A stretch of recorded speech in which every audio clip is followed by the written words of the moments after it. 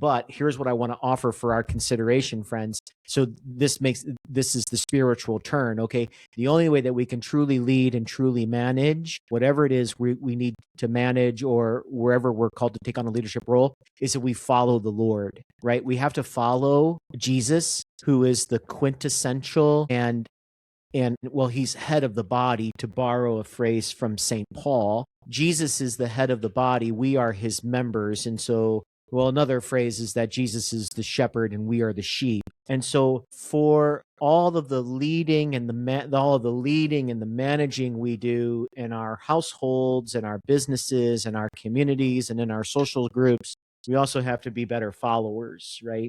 We have to follow the teachings of Jesus, and we have to follow him like a sheep who follows the shepherd. Well, and then any great leader, like name a great leader.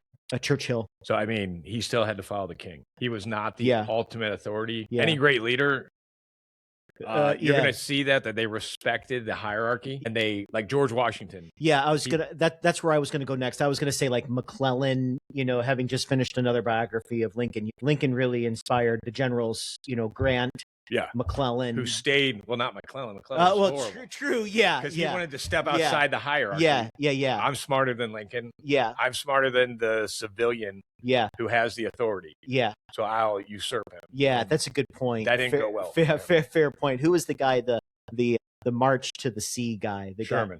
Sherman. Yeah. I mean, he was Grant's subordinate. Yeah, true. Yeah, true.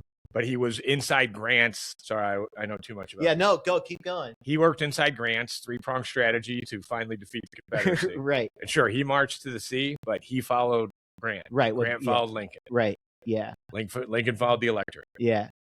Everybody. That's a great point. Yeah. And that's a great, and that's why I think, as we kind of go through. That's also what I kind of think people do not like the hierarchy of the church. It gives me a great amount of security. Right.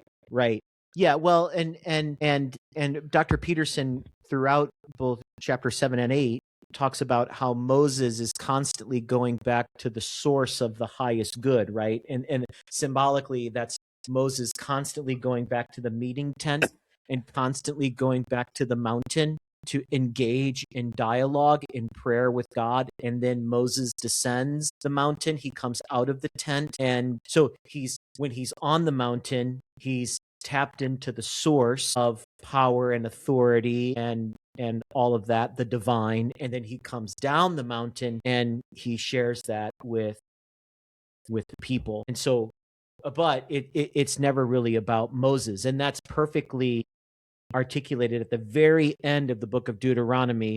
And I think it's at the end of chapter 8,